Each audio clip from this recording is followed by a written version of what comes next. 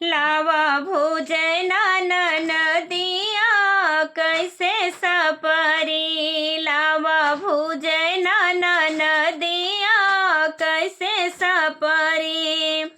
कैसे सपरी हो कैसे सपरी। लावा भुजना नदिया कैसे सपरी हो। लावा भुजना नदिया कैसे सपरी। लावा भुजना नदिया कैसे सपरी।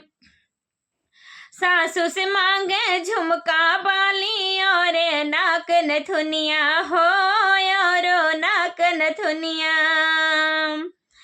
और मांगे गले कसी कड़िया कैसे सपरी। मांगे गले कसी कड़िया कैसे सपरी हो। लावा भुजना नदिया कैसे सपरी। जेठनी से मांगे रुपया पैसा और कमर कर धनिया हो। कौरो कमर कर धनिया। जेठनी से मांगे रुपया पैसा और कमर कर धनिया। मांगे पाँव के पैजनिया कैसे सपरी। मांगे पाँव के पैजनिया कैसे सपरी। लावा भुजना नदिया कैसे सपरी हो। लावा भुजना नदिया कैसे सपरी। कैसे सपरी हो कैसे सपरी। लावा भुजना नदिया कैसे सपरी।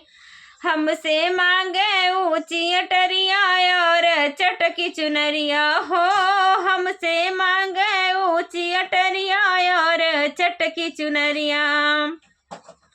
मांगे सैया कैसे जरिया कैसे सपरी। मांगे सैया कैसे जरिया कैसे सपरी हो। लावा भुजना नदिया कैसे सपरी हो। लावा भुजना नदिया कैसे सपरी। लावा भुजना नदिया कैसे सपरी।